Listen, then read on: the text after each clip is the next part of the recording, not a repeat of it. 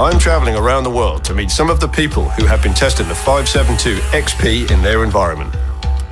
I'm here at Neil's sawmill, and it's normally a bit of a dust bowl, but he's just had some real bad rain here. It's a bit of a quagmire.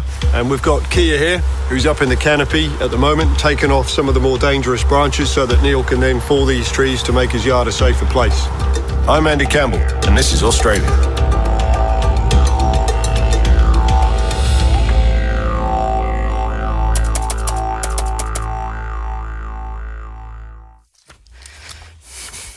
So today we've come to Neil's sawmill. He just needs to get some branches down that he's concerned about that have dropped some smaller limbs off them. So he's asked me to come in and prune a few branches. So that's my job here today. But he's also going to fell this tree shortly. So we'll get that on the deck and hopefully make the site a bit safer all round. My name is Kia. I've been an arborist for about 18 years. Most of my work is based in Australia, generally speaking in Victoria. Wonderful trees, quite a broad range, deciduous evergreen trees, small, large trees, pruning, removals. It's very interesting work, keeps me busy, and I've enjoyed every year.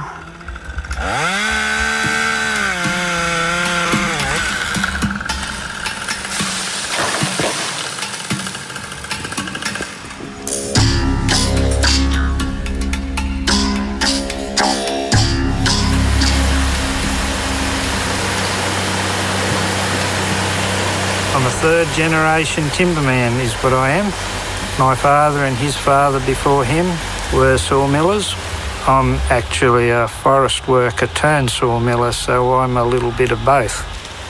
Being self-employed is the best thing in my job, and it's taught me a lot as far as self-discipline and things that you have to do to make it work.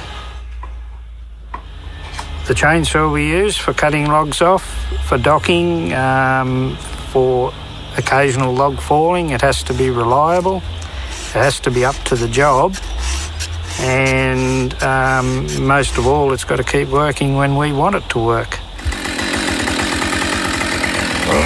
We've had a lot of success with the Husqvarna product over the years, and I'm very happy with it.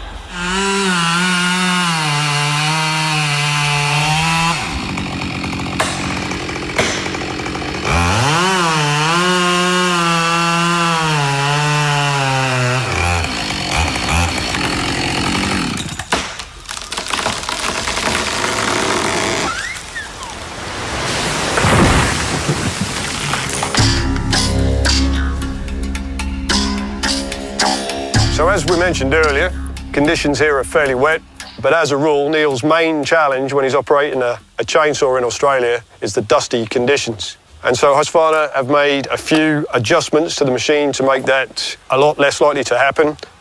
What do you think about that, Neil? It's a great improvement. On previous saws, a lot did end up into the chamber, whereas this was hard on the bottom of that, straight onto the top of the plastic. It did bypass some.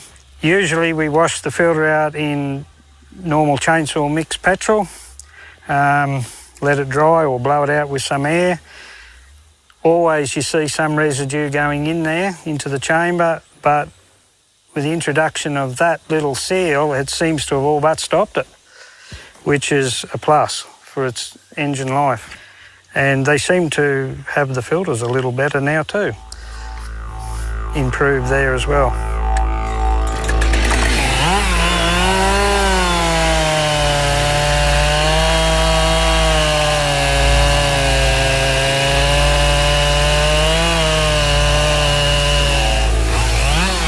Although hot and dusty turned out to be hot and muddy, Neil seems to be satisfied how the 572 XP performed in these conditions. Oh, can I go now?